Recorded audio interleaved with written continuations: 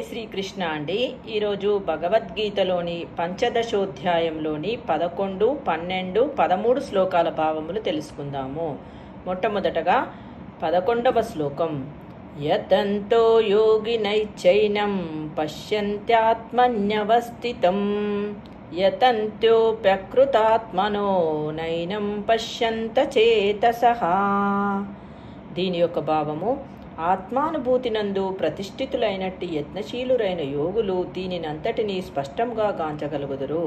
కానీ అచేతసులు మరియు ఆత్మానుభూతినందు స్థితిని పొందని వారు ప్రయత్నించినప్పటికీ ఏమి జరుగుతున్నదో గాంచలేరు. ఆత్మానుభూతి మార్గం నందు పలువురు యోగులున్నను ఆత్మానుభూతిని పొందనివాడు దేహి యొక్క దేహమునందు ఎట్టి మార్పులు కలుగుచున్నవో చూడలేడు. కనుకనే ఈ సందర్భమున యోగినః అను పదము ఎంతో ముఖ్యమైనది.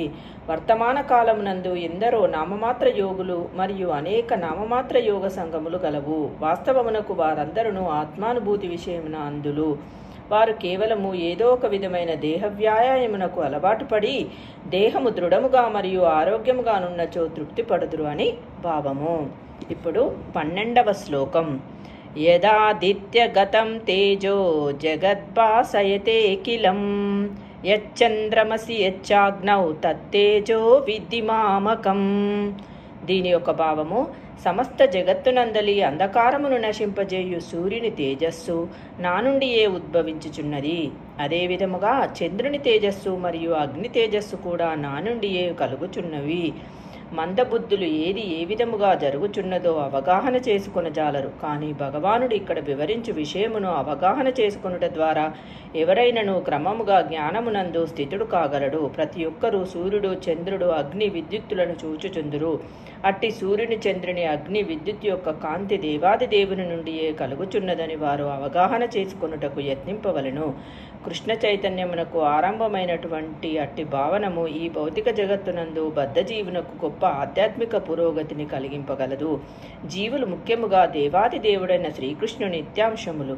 జీవులు ఏ విధముగా తిరిగి భగవద్ధామమును చేరగలుగుదరనడి విషయమున భగవానుడిక్కడ కొన్ని సూచనలను నొసగుచున్నాడు.